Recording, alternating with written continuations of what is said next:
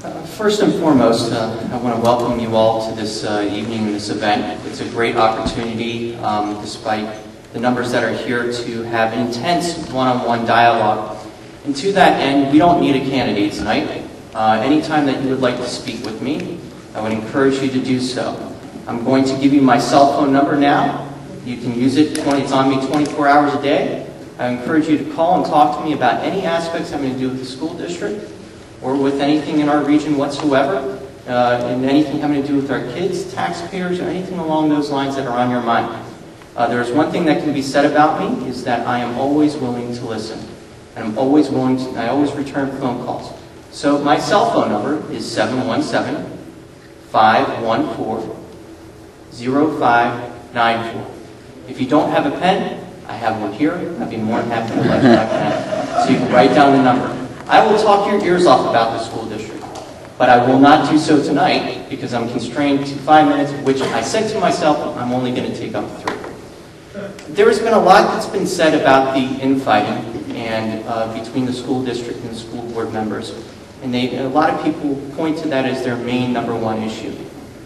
I disagree. I choose to focus instead on the real issues. The real issues in my mind are quite simple: education, taxation. A funny thing happened on October 24th, 2008. I welcomed in my family my daughter, my wonderful, lovely wife. I gave birth to Mia Grace McShane. And I'll be the first one to admit that when I got on the school board, I had pretty much a singular focus, or maybe a predominant focus, which was on that second issue I mentioned, the taxation-related issue.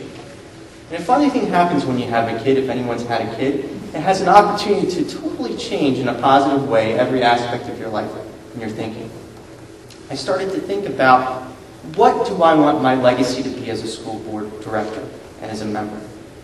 And I started to think about, boy, I'm really good on the fiscal responsibility aspect of it. 47 out of 47 votes against tax increases, and what I view to be unnecessary or not appropriate spending.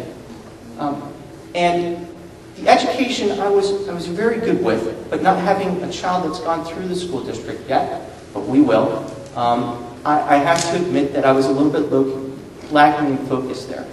I am proud to report that I've rededicated myself, and my entire focus now is primarily, if you've been to a school board meeting lately, has been towards education. And I really come away with one singular focus, and that had to do with when we were taking a look at the PSSA scores. And peeling back the onion, so to speak, to see exactly what is beneath. And what that really came down to is a very simple thing. I don't want my child to be an asterisk. We are only meeting AYP in certain buildings, or we're failing to make AYP in 2 of the buildings here in the school district whatsoever. And when we're making them, it's by way of an asterisk, like the confidence interval, or some other specialized exception instead of making it on the merits, as it's called. I don't think I want my child to be an asterisk. I don't think any of our children should be an asterisk. I think our #1 goal here in this school district should be turning out a great education, because we only get one time to educate a 5th grader. We don't get a repeat or a do-over. Once they're done with 5th grade, then they're done with 5th grade. And if you think from that focus and that point of view, everything else seems to solve itself. And so it is very easy to sit here, and I did it 4 years ago and said, I'm going to look for problems and look for solutions. It's easy to be a problem spotter, but it's a whole other thing to present concrete, relevant decisions and a path of travel to go on. I have those. You can go to my website. It's full of information and content. It's votemcshane.com. I invite you to go take a look at it. Exactly what I mean to say and exactly what I stand for is on there. There's no guessing. I'm a known quantity.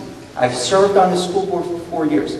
I've voted in keeping with our neighborhood and our principles.